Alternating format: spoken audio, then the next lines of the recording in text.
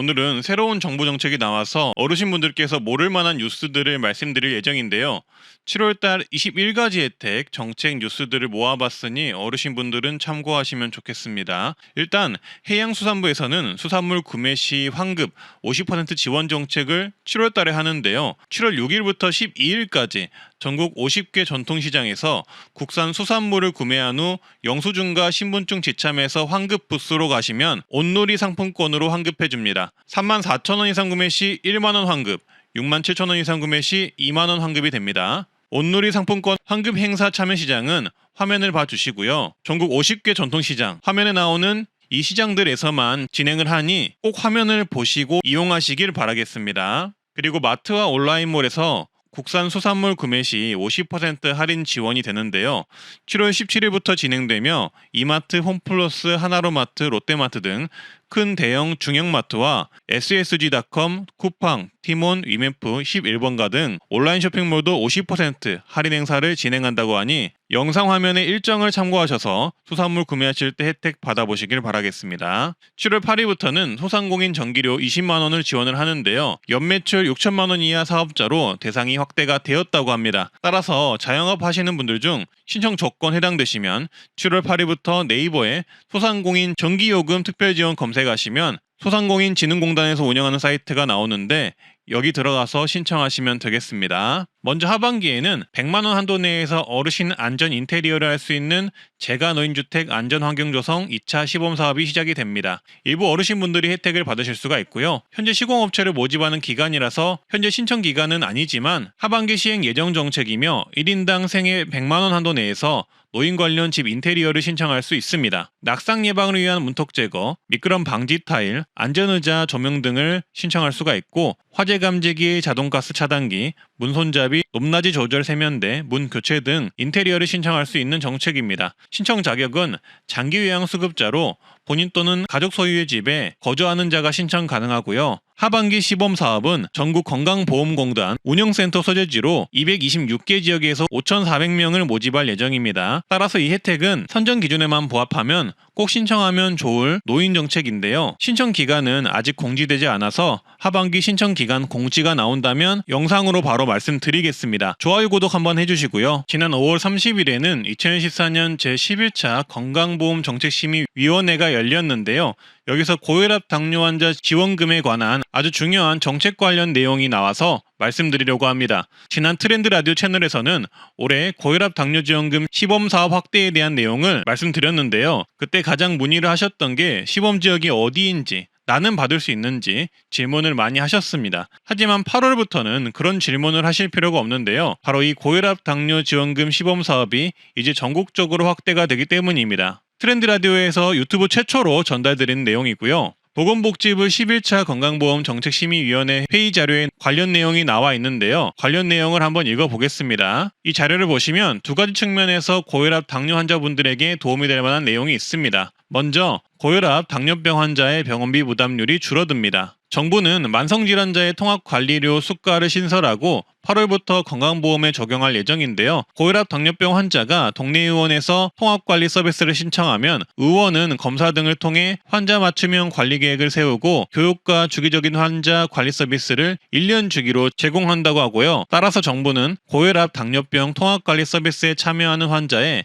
진료비 부담이 늘어날 것을 예상해 본인 부담률을 20%로 적용한다고 합니다. 통합관리료, 검사료, 재진진찰료 본인 부담률을 20%로 낮추고 나머지 부분에 대해서는 30%를 적용한다고 보시면 되겠습니다. 쉽게 말해서 정부는 당뇨 고혈압 환자들이 주기적으로 본인의 상태를 점검할 수 있도록 고혈압 당뇨병 통합관리 서비스를 제공하고 이에 따른 병원 방문 등 진료비 부담이 늘 것을 예상하여 본인 부담률을 20%로 낮춰주겠다는 이야기입니다. 이 정책은 고혈압 당뇨병 통합관리 서비스에 참여하신 분만 받을 수 있다는 점 참고를 해주시고요. 추가로 건강생활을 실천하거나 통합관리 서비스에 지속적으로 참여하면 적립되는 건강생활 실천지원금을 연 8만원 지원하고 의원에서 결제할 수 있도록 카드를 도입한다고 합니다. 이 정책 또한 통합관리 서비스 참여 환자를 대상으로만 제공이 된다고 합니다. 따라서 제 개인적인 해석으로는 정부가 당뇨 고혈압을 주기적으로 관리할 수 있게 장려하는 정책을 펼친다라고 해석할 수가 있고요. 이렇게 주기적인 관리를 하신 분들에게는 관련 혜택을 제공한다라고 보시면 되겠습니다. 그리고 연 8만 원 지급하는 건강생활실천지원금제 관리형 서비스가 전국적으로 확대되고 해당 시범사업 기간이 27년까지 연장이 되는데요. 한마디로 이 혜택을 알고 계시고 신청을 하시면 아시는 분들은 연 최대 8만 원씩 지원금을 27년까지 받을 수 있다고 보시면 되겠습니다. 보건복지부는 이 건강생활실천지원금 관리형 사업 참여율을 높이기 위해서 참여 지역을 8월부터 전국적으로 확대한다고 하는데요. 원래는 시범 지역만 참여 가능했던 이 건강생활실천지원금 관리형 사업이 이제 8월부터 전국적으로 신청 가능하게 바뀐다는 소리고요. 건강생활실천지원금 관리형 사업은 고혈압, 당뇨병을 가진 분들이 1차 의료 만성질환관리 사업 등록을 하고 건강생활실천지원금 신청을 하면 걷기, 건강생활실천 정도에 따라 최대 연 8만 원이 지급이 되는 제도입니다. 하지만 시범 지역만 가능했던 점, 포인트를 인터넷 쇼핑몰에서만 사용할 수 있었던 점이 문제로 지적이 됐었는데요. 앞으로는 전국적으로 신청이 가능해지며 카드를 지급하여서 병원에서도 편리하게 해당 포인트를 결제할 수 있도록 변경을 한다고 합니다. 또한 기존에는 병원에서 1차 의료 만성질환관리 등록을 하고 건강보험공단에서 건강생활실천지원금제를 추가로 등록해야 하는 불편함이 있었는데 앞으로는 병원에서 한꺼번에 편리하게 신청할 수 있게 변경이 된다고 합니다. 따라서 이번 8월에 나오는 정책들의 혜택을 받으려면 이렇게 신청하셔야 하는데요. 1차 의료 만성질환관리 시범사업을 참여하는 전국 동네 의원에 가셔서 1차 의료 만성질환관리 시범사업, 그리고 고혈압 당뇨병 통합관리 서비스, 그리고 건강생활실천지원금 제도, 이 세 가지를 병원에서 신청을 해야 해당 서비스들을 모두 받으실 수 있을 듯 합니다. 일단 이 내용은 보건복지에 문의를 해봤는데 현재까지는 관련 지침이 나오지 않아서 현재 기준으로는 이 세 가지를 병원에 가셔서 신청을 하라는 답변을 받았고요. 그리고 주의하실 점은 1차 의료 만성질환관리 참여 병원의 경우 상당히 많이 있기는 합니다만 모든 병원이 참여하는 게 아니기에 우리 동네에 참여 병원이 있는지는 건강보험공단에서 검색해보고 가시는 게 좋습니다. 그래서 아직까지는 이런 상황이고요. 8월 달에 전국적으로 사업이 확대되는 만큼 해당 정책이 모든 의원으로 확대되는지 여부와 신청 관련해서 변경사항이 있는지 여부는 관련 지침이 나오면 다시 한번 말씀드리도록 하겠습니다. 따라서 8월부터 이 건강생활실천지원금제 8만원 정책은 전국적으로 확대가 된다는 점 기억을 해주시고 고혈압 당뇨 통합관리 서비스가 신설된다는 소식도 기억해 주시면 되겠습니다. 정부 보건복지부가 드디어 칼을 빼들었습니다. 매일 병원을 다니며 건강보험제도를 과다 이용하는 사람들에게 특단의 조치를 내린 것인데요. 보건복지부는 30일 이런 보도자료를 냈습니다. 연 365일 초과 외래 진료에 대하여 본인 부담률 90%로 상향 조정된다는 소식입니다. 보통은 건강보험을 이용해 외래 진료를 받으면 본인 부담률이 확 줄어서 원래 의료비의 평균 20%만 내면 되는데요. 하지만 앞으로 이렇게 병원을 너무 자주 과다하게 이용하는 사람들에게는 본인 부담률을 90%까지 올린다는 것입니다. 그리고 해당 내용은 이미 국민건강보험법 시행령 개정이 이루어져서 7월 1일부터 시행이 된다는 소식인데요. 결론은 7월부터 병원을 너무 자주 과다하게 이용하는 사람들은 건강보험 혜택을 제대로 못 받는다는 것입니다. 과다 이용 사례를 살펴보면 A씨는 주사, 기본 물리치료 등 통증 치료를 위해 일일 평균 7개의 의료기관을 방문해서 총 2,500회의 외래 진료를 받아 공단 부담금이 2,600만 원이 발생했다고 합니다. B씨는 주사, 침구술, 통증 치료를 위해 일일 평균 5.1개의 의료기관을 방문해 1,856회 외래 진료로 공단 부담금이 2,500만 원이 발생했다고 하는데요. 이에 정부는 이런 의료보험 과다 이용 사례를 방지하기 위해서 본인 부담 차등화 제도를 도입해 외래 진료를 연 365회 초과한 환자는 초과한 이후에 외래 진료에 대하여 해당 연도의 연말까지 본인 부담률 90%를 적용받게 한다고 합니다. 다만 불필요한 의료 남용이 아닌 의학적 필요성이 있는 경우는 예외를 인정해준다고 하고요. 아동 임산부, 산정특례자, 산정특례 중증 장애인은 본인 부담 차등화 적용이 예외가 됩니다. 한마디로 경증으로 병원을 과다하게 이용하면 365회 이상 병원을 간 경우는 본인 부담률이 확 오른다는 소식입니다. 어떻게 하면 병원을 1년에 2,500번이나 갈 수 있는지 의문이긴 합니다. 어르신분들의 생각은 어떠신지 의견을 한번 남겨보시면 좋을 듯 하고요. 추가로 7월달 만 65세 이상 바뀌는 노인정책 혜택 16가지 내용이 있는데요. 라디오처럼 한번 들어보시고 좋은 정보 받아보시길 바라겠습니다. 모든 노인이 신청 가능하고 혜택을 받을 수 있는 여름철 정부 에너지 지원 정책입니다. 전 국민이 가입 가능한 한전 에너지 캐시백 정책을 통해 전기세 환급을 받으시길 바랍니다. 이거 가정용 전기 쓰시는 분이면 대부분 다 되는데 모르시는 분들이 많더라고요. 저도 이거 써서 매월 할인 몇천 원씩 캐시백 받았고 작년 7월 8월에는 총 13,000원 캐시백, 1년으로는 대략 6만원 정도 캐시백 받았거든요. 그냥 가입해 두시고 전기 평소보다 아끼면 바로 캐시백 되는 정부 기관의 정책이기 때문에 그냥 무조건 가입하는 걸 추천드립니다. 한전 에너지 캐시백 정책은 직전 2년간 동일 기간 평균 사용량보다 올해 전기 사용량이 적으면 캐시백을 해주고요. 캐시백 지급 기준은 이렇게 있는데 그냥 읽어보시고 전기 덜 쓰시면 알아서 캐시백 해준다고 생각하시면 편합니다. 캐시백 지급 방법은 전기요금 청구 시에 전기요금을 캐시백 금액만큼 차감해주는 방식입니다. 방문 신청은 신분증 지참 후 전국 한전사업소 방문 신청 가능하니까 어르신분들은 이 방법 이용해 보시는 것을 추천드리고요.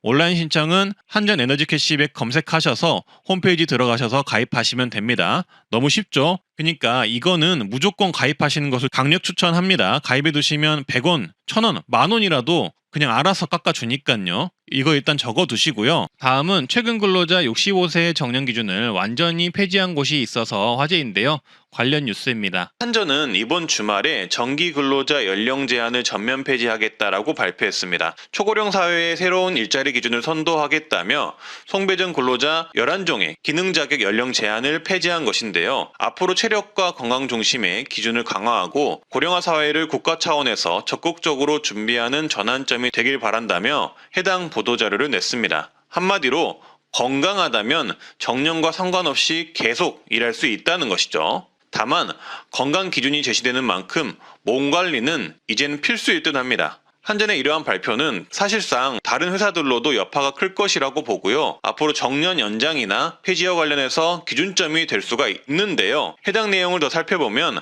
한전은 송배전 근로자의 기능 자격 연령 제한을 전면 폐지한다고 발표했습니다. 11종의 기능 자격의 연령 제한이 전면 폐지되고 이번 결정으로 전 분야 전기공사 근로자의 기능 자격 연령 제한이 완전히 사라지게 됩니다. 원래는 65세면 자격이 만료가 되었는데 이제는 완전 폐지를 시킨 거죠. 기존에는 아무리 건강해도 65세가 되면 자격이 만료가 돼서 작업 참여를 못했는데 이제는 가능해진 것이죠. 따라서 연령보다는 이제는 건강이 훨씬 더 중요해지는데요. 건강검진 결과 또는 국민체력 인증서 1에서 2등급을 필수 제출을 하도록 해서 작업에 필요한 체력을 근로자가 스스로 유지하도록 할 것이라고 합니다. 또한 혈압, 당뇨, 알러지 등의 건강 정보를 코드화할 것이라고 하는데요.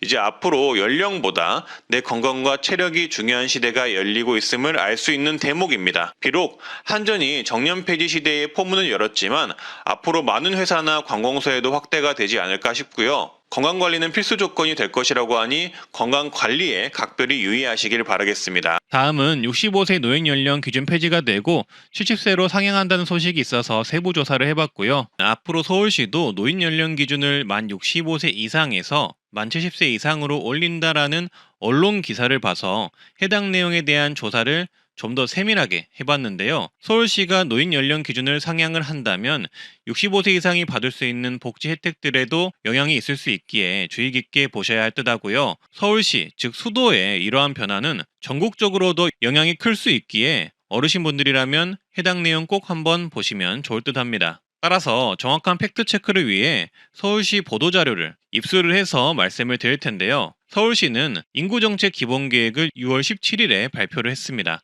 여기서 중요한 핵심 과제로 인구 고령화 분야를 선정을 했는데요. 한마디로 노인 관련 정책에 많은 변화를 줄 것이라는 것이죠. 이러한 인구 정책이 나오게 된 배경은 앞으로 대한민국이 조만간 초고령화 사회에 접어들기 때문인데요. 서울시는 2016년부터 서울시 인구의 약 20.9%가 65세 이상으로 구성이 될 것이라고 예측을 하고 있습니다. 즉, 초고령화 사회로 접어드는 것이죠. 따라서 이러한 서울시 인구 정책 중에서 어르신분들께서 도움이 될 만한 내용만 요약해서 말씀을 드릴 텐데요.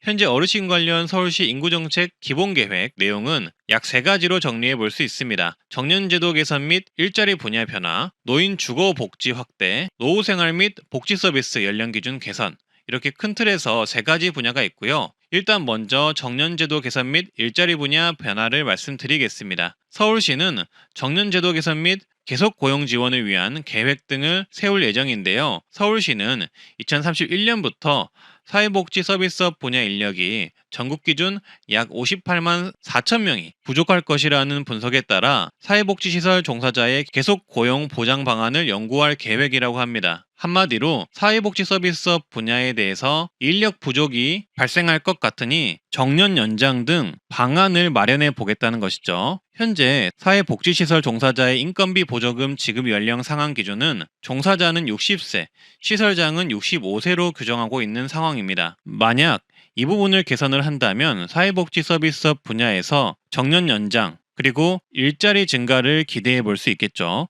따라서 은퇴 후 일자리를 구하시는 중장년층, 시니어분들의 경우 앞으로 사회복지 서비스업 분야 일자리가 조금 더 늘어날 수가 있고 정년 연장도 기대해 볼 수 있다는 점 참고하셔서 해당 분야 직업을 준비해 보시는 것도 좋겠습니다. 그리고 다음 핵심 과제로 노인주거시설 및 복지시설이 확대가 될 전망입니다.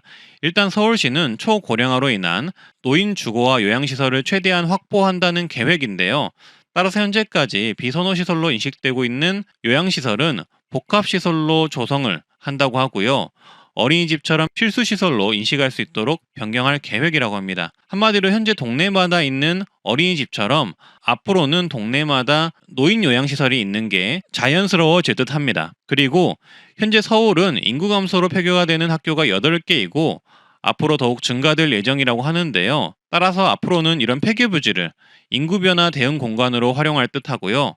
일부는 시니어를 위한 공간으로도 활용되지 않을까 싶습니다. 그리고 제가 앞서 노인 주거시설이 확대될 전망이라고 말씀드렸잖아요. 그래서 이 노인 주거시설 같은 경우는 어떻게 확대할 계획인지 개인적으로 조금 더 조사를 해봤는데요. 일단 전국적으로는 고령자 주택이 약 6,300가구가 앞으로 공급이 될 예정이라고 하고요. 추가로 보건복지부 등에서도 준비하고 있는 노인 고령자 주택들도 더 있을 것이라고 합니다. 그리고 서울시의 경우 어르신 안심주택을 준비 중이라고 하는데요. 내년까지 3,000호 이상 사업 승인이 될 예정이라고 하고요. 이 어르신 안심주택은 역세권 350m 이내, 보건기관이나 2차, 3차 종합병원 350m 이내 임대주택을 확보해서 제공할 예정이라고 하고요. 방안에는 응급구조 요청 버튼, 문턱 없는 인테리어 등 노인 친화 주택으로 바꿔 제공할 계획이라고 합니다. 또한 공공임대주택의 경우 임대료를 주변 시세의 30%에서 50% 수준으로 저렴하게 제공할 계획이고 민간 임대주택은 최대 6천만 원까지 보증금을 무이자, 융자 지원을 할 계획이라고 합니다. 따라서 이런 노인 고령자 주택의 경우 점차 확대가 될 것으로 보이는데요. 서울시의 경우 이 안심주택을 통해 제공할 계획이라고 하니 어르신분들은 관심을 꾸준히 가져주시고요. 앞으로 해당 고령자 주택 임대 공고가 뜬다면 이 트렌드 라디오에서 공지를 해드릴 테니 구독, 좋아요 한번 해주시면 감사하겠습니다. 다음 내용으로는 노후생활 및 복지 서비스 연령 기준이 개선이 될 전망인데요. 이 내용이 아마 가장 궁금한 내용이셨을 겁니다. 보도자료에 따르면 일단 노인 1인 가구가 증대가 됨에 따라 관련 복지가 개발이 될 예정이고요. 봉사, 운동, 교육 등 더 많은 지역사회 서비스가 나올 계획이라고 합니다. 한마디로 노인 1인 가구를 위한 복지 서비스들이 늘어날 계획이라는 거죠. 또한 현재 사시는 동네에 요양시설이 점차 늘어날 전망입니다. 시는 더 많은 요양시설을 확충해 갈 예정이라고 하는데요. 현재 은평구 안에 있는 은평 실버케어 센터처럼 많은 요양시설이 서울시 안에서 더 늘어날 것으로 전망이 됩니다. 그리고 신규 복지 서비스 연령 기준을 유연화할 전망이라고 하는데요. 이 부분이 보도자료에서의 노인 기준 연령 변경에 대한 주요 세부 내용이라고 보시면 되겠습니다. 이 서울시 보도자료에 따르면 현재 우리나라 노인복지법은 81년에 제정된 법으로 아직까지 65세를 노인 기준으로 정하고 있지만 현재 노인에 대한 다양한 인식 변화가 이루어지고 있는 만큼 늘어난 건강수명을 고려하겠다는 게 현재 서울시 인구정책 기본계획의 핵심 내용입니다. 따라서 노인 관련 신규 복지 사업을 도입할 경우 연령 기준을 60세에서 80세 등 유연하게 적용하는 방안을 검토할 계획이라고 합니다. 한마디로 노인 관련 복지 사업을 할 때 현재처럼 만 65세 이상을 기준으로 하는 정책은 신규 정책에서는 더 이상 펼치지 않겠다는 것이고 연령 기준을 더욱더 다양화하겠다는 것이죠. 개인적인 전망으로는 아무래도 노인 인구가 증가하는 만큼 예산 등을 고려한 연령별 노인 정책이 나올 수밖에 없을 듯 하고요. 만 65세 이상 전체를 대상으로 하는 정책은 줄어들고 70세 또는 80세 분들을 위한 세부적인 정책이 늘어나지 않을까 싶습니다. 다음은 7월부터 바뀌는 은행 업무 소식인데요. 이제 은행 가시면 이것 무료된다고 하니까 어르신분들은 필수로 확인해 보시기를 바라겠습니다. 저희 어머니 이야기를 짧게 말씀드리면서 내용 전해볼까 합니다. 저희 어머니는 지금 노인 일자리를 하시는데요. 최근에 일터에 있는 젊은 직원들에게 커피를 선물하고자 처음으로 카페에 직접 자발적으로 가셨다고 합니다. 근데 카페가 너무 시원해서 그때 아침에 일터에 걸어가느라 흘린 땀을 금방 식힐 수 있었고 오후까지 개운하더라라는 말씀을 하시더라고요. 그래서 젊은 사람들이 카페를 좋아하는 이유를 알겠다라고 느끼셨다고 합니다. 이처럼 어르신들은 절약이 습관이 되셔서 에어컨도 잘 안 트시고 카페도 잘 안 가시거든요. 근데 스타벅스와 은행에서 아주 단비 같은 소식이 있어서 내용 전해드리려고 합니다. 일단 스타벅스 매장은 음료를 안 시키더라도 매장에서 쉴 수 있습니다. 화장실도 무료로 이용 가능합니다. 그리고 화장실 문이 잠겨 있어도 비밀번호를 물어보면 직원이 친절히 알려주기까지 하는데요. 왜냐하면 스타벅스는 이렇게 고객들에게 음료를 시키지 않더라도 잠깐 쉬어가거나 화장실 이용하는 것을 서비스로 제공하고 있기 때문입니다. 그래서 이걸 아는 젊은 사람들은 가끔 쉼터로 이용하기도 하고 화장실이 급하면 스타벅스를 이용하는 경우도 많은데 어르신분들은 잘 모르시더라고요. 그래서 요새 무더위 정말 심할 때는 걸어 다니실 때 힘드시면 이렇게 음료를 안 시키더라도 스타벅스에서 잠시 쉬었다가도 괜찮다고 하니 기억 한번 해 두셨다가 스타벅스에서 쉬시기도 하고 화장실도 한번 이용해 보시길 바라겠고요. 그리고 올 여름에는 밖이 너무나 더우시면 은행을 방문해 보시길 바랍니다. 일부 구독자분들은 은행 원래 시원해라고 하시는 분들도 있으시겠지만 이번 여름에 은행은 특별히 추가적으로 바뀌는 소식이 있는데요. 앞으로 전국에 있는 은행이 무더위 쉼터로 변경이 되기 때문입니다. 전국 약 3,650곳이 무더위 쉼터로 바뀌고요. 따라서 현재 대부분의 은행 보도자료에서 발표를 하고 있는 게 전국 각 은행 영업점에서 무더위 쉼터를 운영한다는 소식입니다. 먼저 국민은행이 있는 KB금융은 전국 영업점과 무더위 쉼터를 운영하는데요. 오전 9시부터 오후 4시까지 국민은행 전국 773개 영업점과 KB증권, KB손해보험, KB저축은행 영업점, 그리고 고객센터에서 은행 업무를 안 보더라도 무더위 쉼터를 이용할 수 있습니다. 한마디로 더우실 땐 이렇게 은행 가셔서 쉬시면 되는 거죠. 눈치 안 보셔도 되고요. 농협 또한 9월 30일까지 전국 영업점에서 영업시간 내에 무더위 쉼터를 이용할 수 있습니다. 은행 거래 고객이 아니더라도 가능하고요. 하나은행도 마찬가지로 전 영업점에서 무더위 쉼터를 운영하는데요. 누구나 더우면 시원하게 쉬었다 가실 수도 있고 생수도 무료로 제공이 된다고 합니다. 신한은행도 전국 591개의 모든 영업 지점에서 무더위 쉼터를 운영하기 때문에 여기서도 더위를 피하실 수가 있고요. 우리은행도 전 영업점 703개 모두 무더위 쉼터로 운영을 한다고 하니 밖에 돌아다니실 때 힘드시면 시원하게 은행에서 에어컨 바람 좀 쐬고 몸 좀 식히고 움직이시길 바랍니다. 지방은행도 마찬가지인데요. 경남은행도 전 영업점에서 무더위 쉼터를 운영하고 전북은행과 광주은행도 전 영업점에서 무더위 쉼터를 운영한다고 합니다. 원래는 코로나 때문에 지난 몇 년간은 은행을 이렇게 쉼터로 이용하기가 어려웠는데요. 지난해부터 이렇게 무더위 쉼터 운영이 활발해지면서 올해 대대적으로 홍보하게 된 듯하고요. 전국의 대부분의 은행들이 이렇게 은행을 이용하지 않더라도 무더위에 고객들이 쉬어갈 수 있도록 무더위 쉼터를 운영하고 있으니 여름에 밖에서 돌아다니실 때는 잊지 마시고 은행이나 스타벅스에서 한번 쉬었다 가시길 추천드립니다.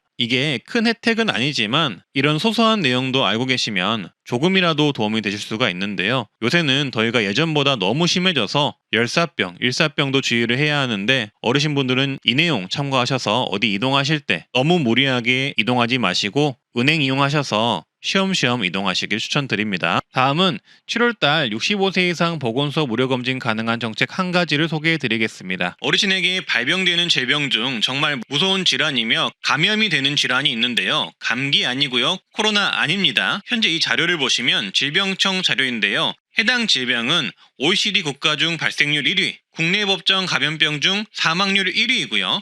그 사망자 중 65세 이상이 85%나 되는 노인들에게 치명적인 질환이라고 합니다. 이렇게 무서운 질병은 정말 많이들 알고 계시는 바로 결핵입니다. 이 결핵이 우리나라에는 거의 없어진 질환으로 알고 계시지만 아닙니다. 작년 추석에도 이 결핵 감염자가 급증해서 정부에서 경고를 했던 적이 있습니다. 그리고 특히나 고령층에서 급증했다고 합니다. 또한 현재 2024년에도 결핵의 전체 감염자 중 37.4%가 65세 이상 노인이라고 합니다. 따라서 어르신이라면 폐에 관련된 질환이기 때문에 이 결핵을 정말 유의하셔야 하는데요. 근데 이 결핵을 예방할 수 있는 65세 이상 어르신들을 위한 정부 지원 정책이 있습니다. 바로 1년 1회 결핵 무료검진 지원입니다. 65세 이상이시면 가능하고요. 이렇게 질병관리청에서 만 65세 이상 어르신은 매년 1회 결핵검진을 한다고 홍보도 하고 있습니다. 정확한 사업 명칭은 어르신 결핵검진 사업이고요. 보통은 이 어르신 결핵검진 사업은 65세 이상의 의료급여 수급 및 고동불편 등 몸이 불편하신 어르신들만 해당된다고 알고 계시는데요. 아닙니다. 질병관리청에 따르면 의료급여 수급자가 아니더라도 만 65세 이상의 어르신의 경우 매년 1회 이상 결핵검진을 받도록 권고하고 있다고 하고요. 가까운 보건소를 방문하거나 이동검진을 통해 무료로 결핵검진을 받을 수 있다고 나와 있습니다. 따라서 연 1회 보건소에서 이 결핵검진을 65세 이상이면 무료로 받을 수 있다는 것이죠. 그래서 네이버에 결핵검진 관련 기사를 찾아보면 각 지자체에서 결핵 무료검진을 홍보하고 있는 걸 알 수가 있고요. 그리고 아까 보여드렸던 질병관리청 포스터에서도 만 65세 이상 어르신은 매년 1회 결핵검진을 거주지관을 보건소에서 무료로 받으실 수 있다고 나와 있으니 결핵검진을 원하시는 분들은 신분증 지참하시고 보건소에 방문하셔서 결핵검진 매년 1회 무료로 받으시길 바라겠습니다. 다음은 모든 노인 경로당 주 5회 식사 제공 소식 팩트체크해 드릴 거고요. 노인 월 20회 식사 제공 관련해서는 사실 많은 아이디어가 필요한데요. 어떤 내용인지 영상을 보시고 아이디어 댓글 의견 한번 달아보시고요. 토론은 좋지만 남을 비난하는 건 삼가해 주셨으면 합니다. 이제부터 65세 이상 노인에게 월 20회 무료 식사를 해준다라는 이야기가 돌고 있는데요. 이 내용 정확히 알고 계셔야 합니다. 제가 팩트체크를 해드리자면 정확히 말하자면 경로당에서 주 5일 식사 제공을 할 수 있도록 정부가 지원한다는 소식이 정확한 팩트입니다. 5월에 나온 소식인데요. 따라서 어디서든 어르신에게 주 5일 식사 제공을 해준다는 것은 절대 사실이 아니며 경로당에서 식사 제공을 할 수 있도록 정부에서 지원을 한다는 것이 정확한 소식입니다. 5월 1일부터 경로당 이용하시는 분들은 주 5일 식사 제공을 하실 수 있도록 보건복지부에서 추진을 한다고 보도자료가 나왔는데요. 이 내용은 영상을 꼼꼼히 봐주시면 좋겠습니다. 일단 내용을 요약하면 5월 1일부터 기존에 식사를 제공 중인 경로당은 주 평균 3.4일 식사 제공을 하고 있는데 앞으로는 주 5일 식사를 하실 수 있도록 양곡비, 부식비, 급식 지원, 인력 지원을 실시를 한다고 합니다. 그리고 만약에 현재 조리시설이 없어서 식사를 제공하지 않는 경로당과 미등록 경로당은 시설 보강 등 지원 방안을 연구해서 주 5일 식사를 제공할 수 있도록 만들겠다는 게 이번 보도자료의 핵심 내용인데요. 일단 식사를 제공 중인 경로당에는 경로당 쌀 20kg 8포 제공 지원을 하고 있는데 앞으로는 12포로 지원을 늘릴 계획이라고 하고요.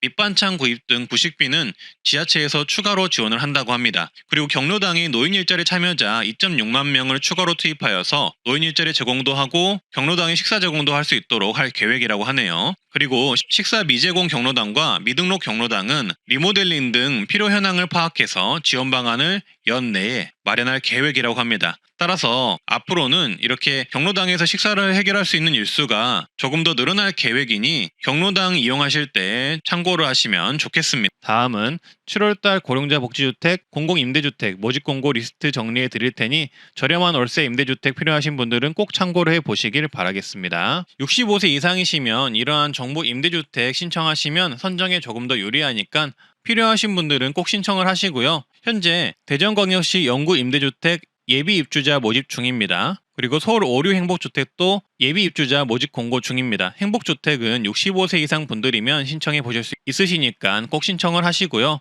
김포시도 공공임대주택 모집 중이고 경북 북부권 안동, 봉화, 문경시도 행복주택 모집안이 참고하시길 바라겠습니다. 울산광역시는 국민임대주택 모집을 하고 있고요. 정읍시는 행복주택 모집을 하고 있습니다. 이번 7월달 고령자 복지주택은 강원도 영월 평창에서 모집을 하고 있는데요. 고령자 복지주택은 사회복지시설과 함께 무장애 설계를 적용한 65세 이상 분들을 위한 특화된 정부 지원 주택이라고 보시면 되겠습니다. 임대료도 월 4만원대네요. 최근에 관리비 문제가 거론되기도 했었는데요. 이거는 일시적인 문제라고 보시면 되겠습니다. 정부에서 해결을 할 거고요. 신청 문의는 한국토지주택공사로 하시면 되고 신청 접수 장소는 화면을 참고하시면 되겠습니다. 그리고 포항에서는 행복주택을 모집한다는 공고가 있고요. 수원 지역도 10년 공공임대주택 예비 입주자 공고가 나온 상황입니다. 7월 달에 이렇게 공공임대주택, 고령자 복지주택이 나온 상황이니까 필요하신 분들은 꼭 신청을 해보시고요. 해당 내용은 LH 청약센터에서 확인 가능하니 참고하시길 바라겠습니다. 다음은 앞으로 정부가 고령자 주택 7,300개를 공급한다는 소식인데요. 최근 정부는 특화형 매입 임대주택 3,000호를 공모한다고 하는데요. 그중에 어르신과 관련된 주택이 다수 포함될 것이라고 합니다. 한마디로 정부가 고령자 주택 공급을 위해서 집을 사들인다는 것이죠.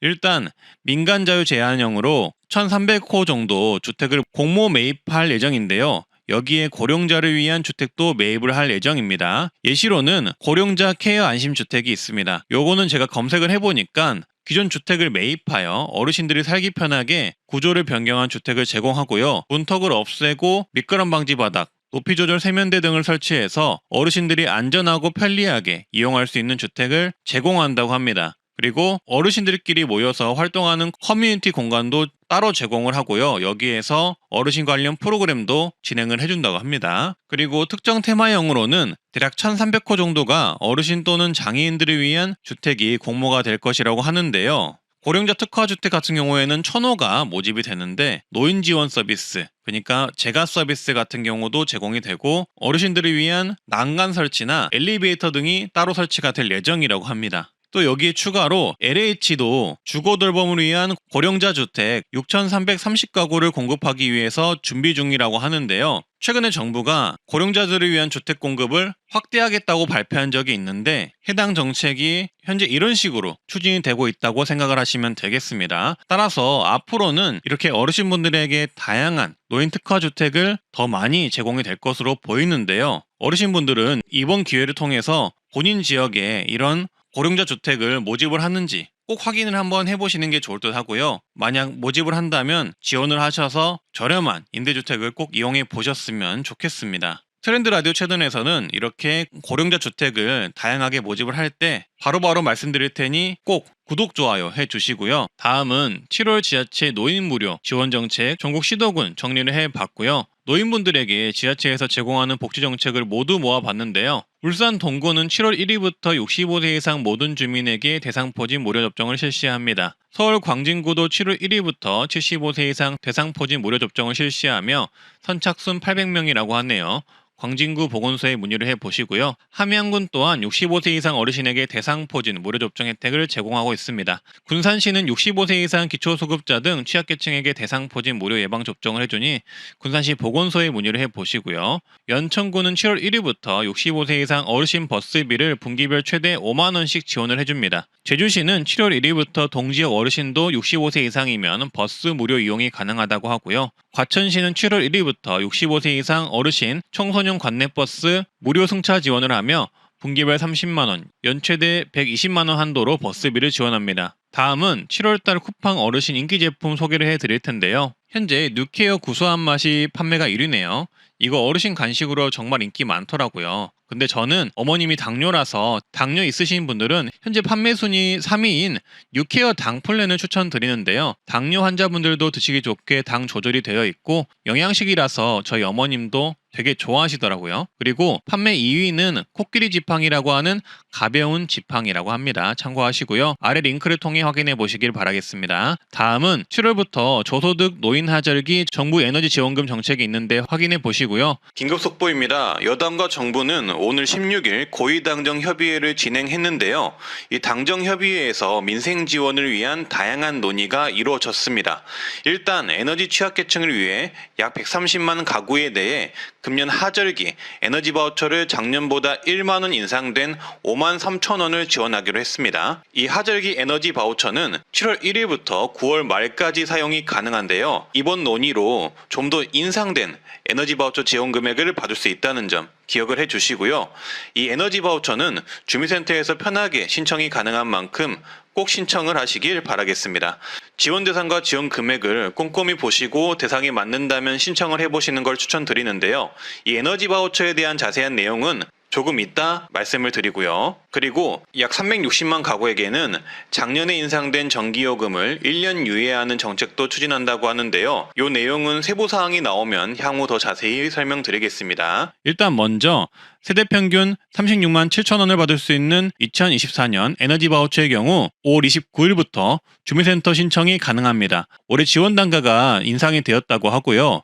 지원 내용은 취약계층에게 냉난방 등에 필요한 에너지인 전기료, 도시가스료, 지역 난방비 지원을 해주거나 등유, 연탄, LPG를 구입할 수 있는 바우처를 지원하는 것인데요. 지원 대상은 이렇습니다. 두 가지 기준에 충족을 하셔야 하는데요. 소득의 경우 생계, 의료, 주거, 교육급여, 수급자이셔야 하고요. 수급자 또는 세대원 중 65세 이상 노인이 있거나 영유아가 있거나 장애인, 임산부, 중증 난치 질환자, 한부모 가족 등이 있다면 신청 가능합니다. 그러니까 가족 중에 이 요건에 해당하시는 분들이 있어야 된다는 거죠. 주목하셔야 할 점은 65세 이상 노인이 있고 소득 기준에 충족하다면 이 에너지 바우처 받을 수 있으니 어르신분들은 더 귀를 쫑긋하고 들으셔야겠죠. 지원 단가는 세대 평균 36만 7천 원이고요. 1인 세대의 경우는 하절기 4만 700원, 동절기 25만 4,500원을 지원해서 총 29만 5,200원을 지원하고요. 2인 세대는 하절기 5만 8,800원, 동절기 34만 8,700원을 지원해 총 40만 7,500원을 지원합니다. 4인 세대는 하절기 약 10만원, 동절기 약 59만원 해서 총 약 70만원을 지원합니다. 그리고 하절기나 동절기나 이렇게 지원금이 책정이 되어 있긴 하지만 동절기 바우처 일부는 하절기 바우처로 당겨 쓸 수 있기 때문에 유연하게 사용하실 수 있습니다. 지원 방법은 실물카드와 요금 차감 방식 중 하나를 선택해서 지원을 받을 수 있고요. 실물카드는 국민행복카드로 원하는 에너지를 구입하는 데 쓸 수 있고, 요금 차감은 요금고지서상에서 바우처 금액을 자동으로 차감할 수 있도록 해주는 방식입니다. 신청은 5월 29일부터 12월 말까지 신청을 하시면 됩니다. 사용 기간도 확인을 해보시고요. 따라서 요건이 맞으신다면 5월 29일 또는 6월부터 주민센터 가셔서 2024년 에너지 바우처 제도 꼭 신청하시길 바라겠습니다. 다음은 시니어 스마트폰 교실 사진 동그라미 쳐서 검색하는 방법 알려드리겠습니다. 앞으로 꽃 이름, 나무 이름 아니면 제품 또는 브랜드가 궁금하실 때 이렇게 해보세요. 바로 스마트폰에 뜨는 아래 동그라미 홈 화면을 길게 누르면 바로 무엇인지 3초 만에 검색할 수 있습니다. 삼성폰이면 거의 다 되세요. 먼저 이미지 사진 검색 3초 만에 하는 방법인데요. 우리가 이렇게 제품 사진을 찍으면 이게 어떤 브랜드, 어떤 제품인지 궁금할 때 있잖아요. 또는 꽃 이름과 나무 이름이 궁금할 때가 있는데 그럴 땐 가운데 동그라미 홈 버튼을 길게 누르시면 바로 검색이 됩니다. 이때 최신 폰이면 이렇게 동그라미 홈 버튼 길게 누르시고 손가락으로 원하는 이미지를 동그라미 치면 바로 검색이 되고요. 최신 폰이 아니라면 똑같이 동그라미 홈 버튼 길게 누르면 검색 화면이라는 메뉴가 뜨는데 그걸 누르고 검색을 원하는 사진의 이미지 크기를 이런 식으로 조절을 하면 구글이 자동으로 똑같은 제품 사진을 검색해서 알려줍니다. 대박이죠? 이게 너무 쉽고 편리합니다. 저도 이거 자주 이용하거든요. 꽃으로 한번 해볼까요? 가운데 아래 동그라미 홈 버튼을 길게 누르고 최신 폰은 손가락으로 동그라미 치거나 최신 폰이 아니면 검색 화면이라는 메뉴를 누르면 바로 이미지 검색을 해줍니다. 그래서 똑같이 생긴 꽃들의 이미지를 검색을 해주고요. 이렇게 꽃 이름을 알 수 있게 됩니다. 너무 쉽죠? 만약에 이게 안 되는 분들은 검색이 되게 설정하는 방법도 알려드릴 텐데요. 설정 앱에 들어가 주시고요. 그 다음 애플리케이션 항목 검색을 하거나 아니면 찾아서 들어가 주세요. 그리고 맨 위 기본 앱 선택 메뉴 들어가 주시고요. 그리고 디지털 어시스턴트 앱 메뉴 들어가 주세요. 그러면 화면 이미지 분석이라는 게 보이는데 그걸 눌러서 이렇게 파랗게 만들어 주세요. 그리고 나서 가운데 아래 홈화면 동그라미 길게 눌러주면 아까 말씀드렸다시피 이렇게 이미지 검색이 가능합니다. 참 쉽죠? 다들 한번 해보시고요. 다음은 여름철 에어컨 전기세 줄이는 법, 24시간 틀어도 전기세 안 나오게 하는 법 14가지 총 정리를 해봤으니 참고하셔서 전기세 줄여보시길 바라겠습니다. 올여름은 비도 안 오고 날씨가 정말 더운데요. 너무 더워서 대부분 에어컨을 켜고 지내실 텐데 아시다시피 에어컨 오래 틀면 전기세 걱정이 크잖아요. 그래서 오늘은 2014년 에어컨 전기세 아끼는 법 14가지를 정리해봤습니다. 전기세 아끼는 다양한 방법, 전기세 지원 정부 정책까지 모조리 같이 말씀드리겠습니다. 비교적 간단하고 쉽게 설명드릴 테니 꼭 끝까지 봐주시고요. 필요한 내용 적어두셨다가 꼭 한번 활용해 보세요. 먼저 가장 쉽고 현실적인 방법인데요. 전 국민이 가입 가능한 한전 에너지 캐시백 정책을 통해 전기세 환급을 받으시길 바랍니다. 이거 가정용 전기 쓰시는 분이면 대부분 다 되는데 모르시는 분들이 많더라고요. 저도 이거 써서 매월 할인 몇천 원씩 캐시백 받았고 작년 7월 8월에는 총 13,000원 캐시백, 1년으로는 대략 6만원 정도 캐시백 받았거든요. 그냥 가입해 두시고 전기 평소보다 아끼면 바로 캐시백 되는 정부 기관의 정책이기 때문에 그냥 무조건 가입하는 걸 추천드립니다. 한전 에너지 캐시백 정책은 직전 2년간 동일 기간 평균 사용량보다 올해 전기 사용량이 적으면 캐시백을 해주고요. 캐시백 지급 기준은 이렇게 있는데 그냥 읽어보시고 전기 덜 쓰시면 알아서 캐시백 해준다고 생각하시면 편합니다. 캐시백 지급 방법은 전기요금 청구 시에 전기요금을 캐시백 금액만큼 차감해주는 방식입니다. 신청은 방문 신청은 신분증 지참 후 전국 한전사업소 방문 신청 가능하니까 어르신분들은 이 방법 이용해 보시는 것을 추천드리고요. 온라인 신청은 한전 에너지 캐시백 검색하셔서 홈페이지 들어가셔서 가입하시면 됩니다. 너무 쉽죠? 그러니까 이거는 무조건 가입하시는 것을 강력 추천합니다. 가입해 두시면 100원, 1000원, 만원이라도 그냥 알아서 깎아주니까요. 이거 일단 적어두시고요. 두 번째 방법은 커튼이나 블라인드를 활용해라입니다. 에어컨은 빠르게 실내 온도를 낮추는 것도 중요하지만 낮춘 실내 공기를 유지하는 것도 중요한데요. 커튼이나 블라인드를 치면 일사량을 줄여줘 실내 공기가 다시 뜨거워지는 것을 막아준다고 합니다. 외출할 때도 문을 잘 닫고 커튼을 쳐서 햇빛을 차단해 주어 뜨거운 공기를 차단하는 것을 추천한다고 합니다. 세 번째는 필터 청소를 월 1회에서 2회 해주자입니다. 한국에너지공단에 따르면 에어컨 필터를 청소하지 않을 경우 냉방 성능을 떨어뜨려 전력 소모가 3에서 5% 정도 증가하고 청소를 안 할 경우와 비교하면 월 1에서 2회 청소하는 경우가 월간 10.7kW 차이가 난다고 합니다. 따라서 종종 에어컨 필터 청소도 청결 및 전기료 절감 측면에서 해주면 도움이 될 듯 하고요. 그리고 지금부터는 비교적 최신에 알려진 삼성전자에서 알려주는 에어컨 전기세 아끼는 방법들을 모아서 알려드릴 텐데요. 삼성전자 연구원들과 개발자들은 그간 지속적으로 에어컨 전기세 아끼는 법을 연구해 논문으로 발표해 왔는데 실제 제품을 개발하는 개발자들이 연구개발 과정에서 나온 데이터로 작성한 만큼 신뢰도가 상당히 높다고 보시면 되겠습니다. 일단 간단한 방법으로 삼성전자의 임성진 프로는 에어컨을 켤 때는 사용하지 않는 공간의 문을 닫고 필요한 공간만 냉방하는 방법이 에너지 소비를 줄일 수 있는 방법으로 추천을 한다고 합니다. 거실만 에어컨을 켠다면 나머지 방들의 방문은 꼭 닫아주어야겠죠. 엄마한테 등짝 맞기 전에요. 그리고 잠시 외출 시에는 에어컨을 끄지 말라고 합니다. 삼성전자 개발자들은 에어컨을 껐다가 다시 켰을 때와 에어컨을 끄지 않고 계속 작동시켰을 때 얼마나 절감되는지 알아보기 위해 실험을 해봤다고 하는데요. 그 결과 90분 이하로 짧은 외출을 할 경우 계속 켜두는 게 효율적이고 90분 이상으로 집을 비울 경우 에어컨을 끈 후 재가동이 효율적이라는 결과를 얻었다고 합니다. 그 이유를 삼성전자 이상호 프로는 이렇게 말했다고 하는데요. 최근 에어컨 제품들은 설정 온도에 도달하면 에어컨 작동을 자동으로 최소화하는 인버터 방식으로 출시가 되는데 에어컨을 짧은 시간 껐다가 켜게 되면 높아진 실내 온도를 다시 낮추기 위해 더 많은 에너지를 소모하기 때문이라고 설명했습니다. 따라서 인버터 방식 에어컨이면 짧은 외출 시 에어컨을 켜고 나가는 게 전기세 측면에서는 효율적이라고 보시면 되겠고요. 그리고 우리 집 에어컨이 인버터 에어컨 방식인지 구분하는 방법은 이렇습니다. 2011년 전 제품은 보통 정속형 에어컨이고 그 이후 제품은 보통 인버터 에어컨이라고 하는데요.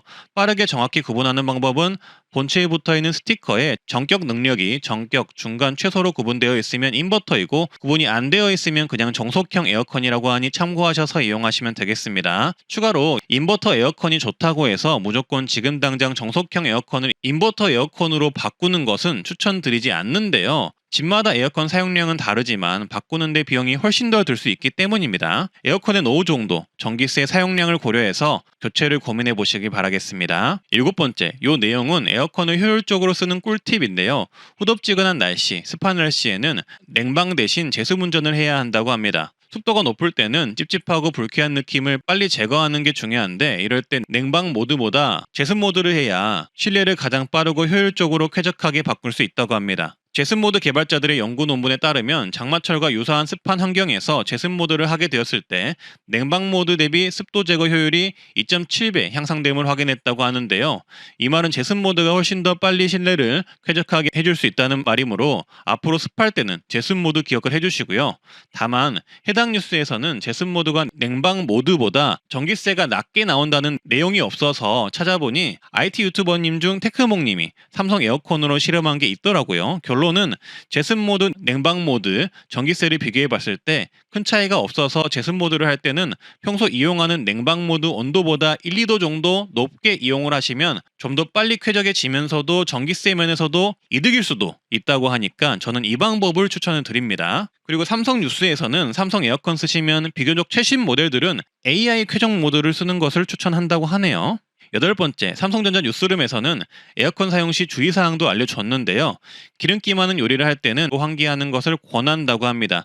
삼성전자 조형규 프로는 생선이나 기름이 많은 요리를 할 때는 유증기가 발생하는데, 이때 에어컨이나 공기청정기를 가동하면 유증기를 제거할 수는 있지만 에어컨 열 교환기나 필터에 흡착될 경우 필터 막힘에 따른 성능 저하 및 불쾌한 냄새를 발생할 수 있기 때문에 창문을 열어 환기하는 것을 권한다고 합니다. 그리고 또 다른 삼성전자 뉴스에 따르면 에어 서큘레이터나 선풍기를 에어컨과 함께 사용한다면 에어컨 실외기 가동 시간을 줄일 수 있다고 하는데요. 시원해지는 게 목표이니까 빠르게 시원해지면 온도를 더 낮출 필요가 없겠죠. 따라서 쿠팡 선풍기, 서큘레이터 랭킹 1위부터 5위까지 한번 확인해 보셔서 가성비 좋은 제품으로 이용해 보시는 것도 추천드립니다. 그리고 LG전자 뉴스룸에서는 에어컨을 껐다 켰다를 반복하는 것 대신 한번 켜고 적정 온도 유지하기를 권장했는데요. 한마디로 에어컨을 껐다 켰다 하지 말고 적정 온도 26도 정도를 유지하라는 내용입니다. 이렇게 에어컨을 껐다 켰다를 반복하면 에어컨 작동시킬 때 소모되는 전력이 커서 오히려 전기세가 더 많이 나갈 수 있다고 합니다.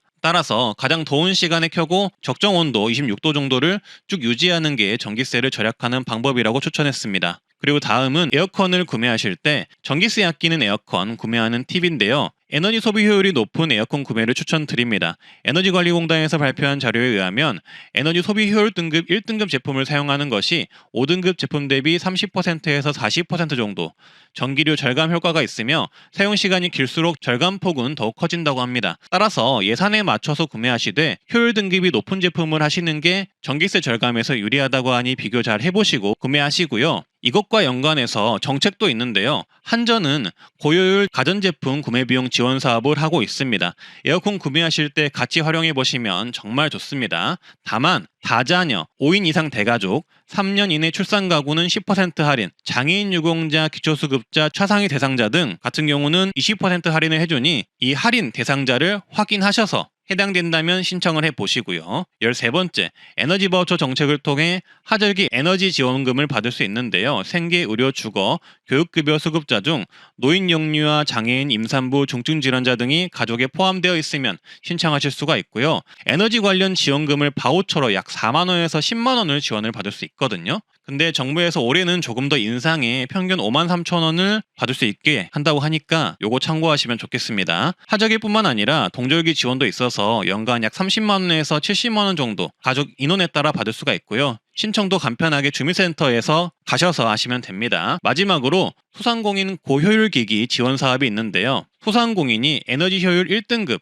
냉난방기, 세탁기, 건조기, 냉장고를 살 때 사업자당 160만 원 한도로 구매 가격의 40%를 지원해주는 사업이 있습니다. 에어컨 구매하실 때 활용 한번 해보시고요. 자세한 내용은 홈페이지를 읽어보시는 것을 추천드립니다. 노키즈존, 노 아줌마존 등 일부 식당이나 가게에서 특정 세대를 받지 않는 사례 들어보셨을 겁니다. 하지만 이번엔 좀 충격인데요. 바로 노시니어존이 나와서 논란입니다. 따라서 오늘은 이렇게 노시니어존이 발생한 이유와 사례들을 말씀드릴 텐데요. 바로 보러 가시죠. 대구의 한 헬스장에서는 노실보존이 등장했다고 언론에 알려졌습니다. 해당 헬스장은 만 76세 이상 고객의 경우 회원 등록과 1일 입장이 불가하다라는 안내글을 게시했다고 합니다. 센터 측에 따르면 쓰러지거나 미끄러지는 등 안전사고의 이유로 인한 불가피한 조치라고 했다고 하는데요. 만약 현재 이용 중인 76세 이상 회원의 경우 안전사고 발생 시 본인이 책임을 지겠다는 내용의 가족 동의서를 제출하면 심사 후 결정하겠다고 했다고 합니다. 추가로 76세 미만인 분들 중에서도 지병이 있거나 거동이 불편한 경우 유사한 조치를 적용하겠다라고도 했다고 합니다. 아무래도 헬스장인 만큼 사고가 발생했을 때 책임 소재를 물을 수 있기에 이런 논란이 발생한 것 같은데요. 이런 노시니어존에 대한 네티즌들의 반응은 이렇습니다. 노인차별이라는 의견도 있었고요. 하지만 헬스장은 무거운 기구가 많기에 헬스장 측을 이해한다는 의견도 있었습니다. 다음 사례 말씀드릴게요. 충북의 한 맘카페에서는 공공수영장 출입에 노인을 금지해야 한다라는 글이 올라왔었다고 하는데요. 글쓴이는 물속에서 소변을 본다, 샤워를 제대로 하지 않고 들어간다며 노시니어존을 주장했습니다. 하지만 수영장 내에서 에티켓을 지키지 않는 것은 노인뿐이 아니다. 노인 혐오적인 발언이라는 반발도 있었다고 합니다. 그리고 다음 사례인데요. 어떤 카페에서는 노시니어존이 고민이라는 자영업자 사연도 전해졌는데요. 카페 주인은 노인 진상 손님 때문에 노시니어존을 고민 중입니다 라고 글을 올렸다고 합니다. 카페 주인에 따르면 며칠 전에 사가신 디저트를 가져와서 자기 입맛에 안 맞다고 다른 걸로 바꿔달라고 한 어르신이 있었는데 며칠이 지나기도 했고 이미 드신 걸 어떻게 바꿔드리냐고 하니까 대뜸 멱살부터 잡고 욕을 하셨다라며 이렇게 카페에 노시니어존을 고민 중이다라고 글을 적었다고 하는데요. 이 사례도 조금 논란이 되었었고요. 그리고 작년에는 60세 이상 어르신 출입 제한이라고 적힌 카페의 사진이 돌아다녀서 굉장히 논란이 되기도 했었는데요. 카페가 욕을 먹자 단골 손님이 해명의 글을 올렸는데 일부 남성 노인분들이 카페 주인을 성희롱해서 라는 단골 손님의 해명글도 올라오기도 했다고 합니다. 이처럼 일부 영업장, 식당, 카페 등 가게에서 노시니어존을 만들기도 한다고 하는데요. 노키즈존은 들어봤지만 노시니어존 생긴 건 적지 않게 충격적인 소식이긴 합니다. 대부분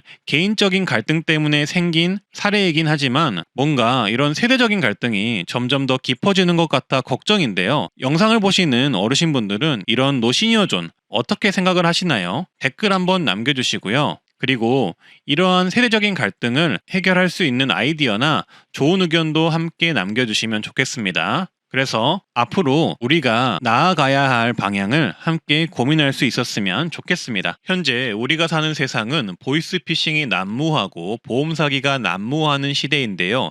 작년에는 손해보험을 사칭해 여론조사라며 개인정보를 입력하게 해 개인정보를 빼가는 수법이 있어서 크게 논란이 있었고요.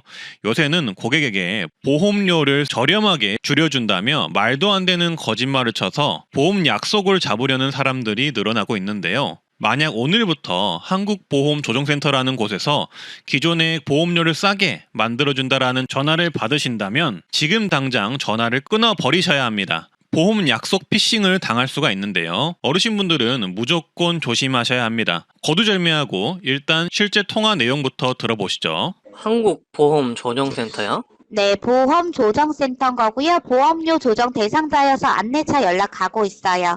보험료 조정이라는 것은 암이나 실비 같은 개인 보험들 연체 없이 성실하게 납부하시고 지금까지 보험 청구도 많이 안 하셨어요. 그래서 금액 조정 받으실 수 있는 대상자 되셔서 안내 연락가고 있고요. 현재 성실 납부자에 대한 감사 표시로 보험료 조정을 해드리는 것은 보험사 정책 중에 하나라서 안내해드리고 있어요. 일단 이 피싱은 지금까지 보험 청구도 안 했고 성실 납부도 했으니 금액을 조정해준다고 유혹하고 있습니다. 과연 그럴까요? 계속 들어보시죠.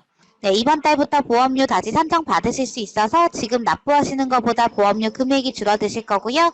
금액이 준다고 해서 보험을 새로 가입하거나 해지하는 거 아니니까 걱정 안 하셔도 되고 중도에 해지하지 마시고 현재 유지 중이신 보험들 만기까지만 유지 잘 되실 수 있도록 기존 보장은 그대로 보험료만 낮아지실 거예요.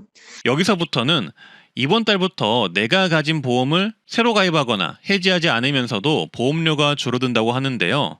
이건 실제로도 가능합니다. 어떻게 가능한지는 영상 뒤에서 모두 정리해 드릴 테니 통화 내용 계속 들어보시죠. 자세한 것은 선생님과 가까운 지역에 있는 조정센터 담당자가 지원 나가서 안내해 드릴 텐데 점검 후 다음 달부터 보험료가 줄어드실 거고요. 여기는 콜센터라서 간단하게 안내해 드리고 대상자분들 순차적으로 상담 접수해 드리고 있어요. 드디어 목적이 나왔죠. 보험 약속을 잡으려는 꼼수였습니다. 계속 들어보시죠. 여보세요. 네. 한국보험조정센터 있는 건가요? 제가 지금 검색해서 안 나오고 네. 이거 지금 녹음하고 있는데 만약에 네, 없으면 제가 사기로 고발해도 될까요? 네, 그러셔도 되고요. 우선은 어딘데요, 저희는 지금?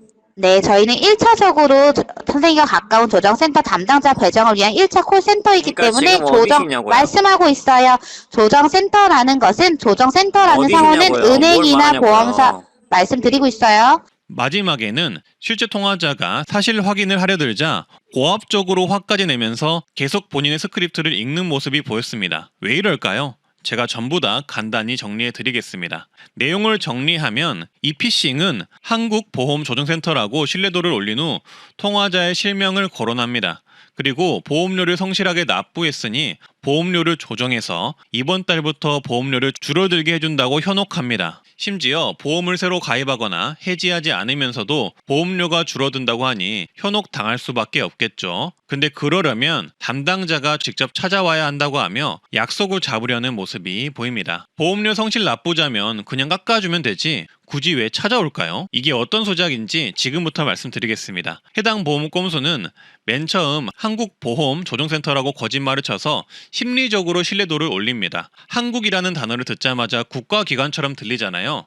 네이버에 검색해봤는데 한국보험료 조정센터는 당연히 있지도 않은 센터입니다. 그리고 이렇게 신뢰도를 올린 후 실명을 거론하는데요. 얘네들이 우리 실명을 어떻게 알고 있냐면 얘네들이 보험사에서 일하는 사람일 확률이 꽤나 높기 때문입니다. 한마디로 우리가 알게 모르게 이곳저곳에서 동의한 개인정보를 토대로 전화를 하기 때문에 실명을 알고 있는 것이죠. 한국보험조정센터라는 국가기관이어서 알고 있는 게 아니니 현혹당하시면 안 됩니다. 그 다음 보험을 새로 가입하거나 해지하지 않으면서도 보험료가 줄어들게 해줄 수 있다. 굉장히 마법처럼 들리죠. 근데 이건 아무것도 아닙니다. 그냥 내가 가입한 보험에서 담보를 몇 가지만 빼면 보험료는 줄어들 수 있습니다. 이거는 혼자서도 보험고객센터에 전화하셔서 뺄 수도 있는 겁니다. 근데 이 사람은 담당자를 만나야만 보험료가 줄어들게 해줄 수 있다고 합니다. 왜 이럴까요? 바로 담당자를 만나는 순간 보험을 새로 가입하게 되기 때문입니다. 그 담당자가 보험 설계사이기 때문이죠. 이렇게 만난 보험 설계사는 내가 가진 보험에서 담보를 몇 개 빼주고 보험료가 줄어들었으니 보험을 추가로 더 들어달라고 하는 것입니다. 그냥 한마디로 보험 계약 약속을 잡으려는 꼼수이자 거짓말이었던 것이죠. 실제로도 이런 일은 빈번합니다. 그리고 마지막에 저 상담사가 끝까지 고객에게 화까지 내면서 스크립트를 읽는 모습이 있었는데요. 이건 스크립트를 끝까지 읽은 다음 통화한 고객이 만남에 동의했다고 하기 위함입니다. 모르고 전화 받아서 그냥 내내만 했다가 갑자기 설계사한테 약속이 잡혔다면서 전화가 올 수가 있는 거죠. 따라서 이런 말도 안 되는 전화가 온다면 당장 끊으시는 것을 추천드립니다. 이러한 피싱 전화의 문제는 처음에 한국보험조정센터라고 거짓말을 친 후 실명까지 거론하여 신뢰감을 얻고 마치 내가 보험료를 성실납부해서 보험료를 조정해주겠다는 뉘앙스로 말한 다음 실제로는 그냥 보험 설계사와의 약속을 잡는 것이라는 건데요. 내가 보험료 조정도 실제로 필요하지 않는 사람인데 한순간에 이 거짓말에 낚여서 설계사와 약속까지 잡게 되는 것입니다. 한마디로 보험 약속 피싱인 것이고 어르신분들이라면 정말 조심하셔야 합니다. 내가 원하지도 않는 보험료 조정 그리고 보험 신규 가입을 할 수가 있기 때문이죠. 이렇게 내가 원치도 않는 보험 설계사와의 약속을 이렇게 무대뽀로 말도 안 되는 거짓말을 쳐서 잡는 경우는 저도 처음 봤는데요. 모르시는 분들은 실제로 국가기관을 통해 보험료가 정말 낮아지는 줄 알게 되시는 분들도 많으실 테니 정말 유의하셔야 합니다. 따라서 이 영상은 이런 보험 약속 피싱 방지 차원에서 제작을 한번 해보았고요. 오늘은 이렇게 7월달 만 65세 이상 혜택 노인정책 노인뉴스 알아봤는데요. 긴 영상 봐주셔서 감사합니다. 조금이라도 도움이 되셨으면 좋겠고요. 트렌드 라디오 기억해 주시고 앞으로도 좋은 영상 올릴 테니 구독, 좋아요, 알림 설정 한번 부탁드립니다. 오늘도 건강하고 행복한 하루 되세요. 감사합니다.